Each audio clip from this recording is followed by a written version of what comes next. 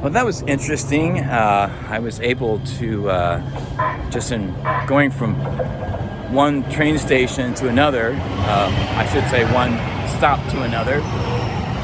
That's the train I just got off. There was a gentleman who was engaging a conversation with like two other guys on the train about 3D printing and current technology and how that's already transforming our society. Like, for instance, he mentioned something about they now have 3D printers, obviously, where they can create houses, right, from 3D printers. Pretty amazing houses that people live in and can live in from 3D printers. Now, there wasn't much time to go into more detail because I had to get off the train, but I was able to inject into the conversation that's a brilliant idea to focus on. But if we don't stop imperialism, he said, well, what could stop all of this? Like, well, what would be in other words, an issue? Well, I said, I just blared it out, imperialism. And, there were a lot of people on the train. And so at least for a few minutes, I was able to have a conversation to say, yes, this technology is an incredible thing. But if we don't get rid of imperialism, it's not really going to matter. You know what I mean? Because I wasn't able to get right to the World War III nuclear issue.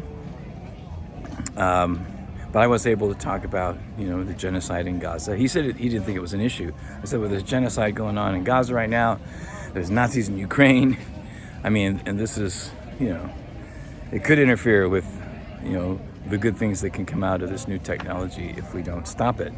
And he said, then he went on to this thing about Pompeii. They've been around for thousands of years, and then all of a sudden, the volcano. And I wasn't able to elaborate on that, but and what I did add before I got off the train was that, that was in the past, in the ancient past, but now we have to deal with issues of our current day. And speaking of, I'm coming into a weekly event here called a farmer's market, and I'm just gonna kind of walk through and see what's here, and maybe buy a little food and see if there's anybody that I know and I can talk to them. So you can see I'm wearing my shirt. Actually, I should probably take this thing off, and so people can see the back of my shirt, because it's still pretty warm here in Southern California. Here's somebody that I know. Oh, wow. Well, I guess I will have to revisit the farmer's market, because I ran into two friends, one right after the other, musician friends even, and I didn't get a chance to really do a walkthrough like I was going to do for you guys, and that's all back there. But it was great. CPI came up in both conversations. The first musician is British, solo act. I've actually interviewed him on my television show, and right now he's one of the performers in a very popular Depeche Mode tribute band, and so he stays very busy with that, traveling with that group. And we hung out and had some musical and political conversation, and he's interested in CPI, so we'll see.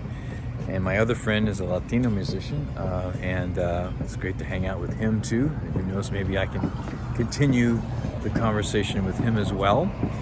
So it's very interesting times that we live in, and you just never know. It's really interesting how spontaneous things can happen. And then right after I literally finished my conversation with my British friend, then I ran into my other friend. So everything happens for a purpose, and I definitely feel very strongly about that, and that's part of my spiritual experience as well, that in time I would like to share. So, and I think I did a little bit in a video I did once at the beach, but there's always more to come. So yes, we do need a government of action for the working families, the working people, and this becomes more and more apparent all the time, and we continue to have those conversations. So peace now.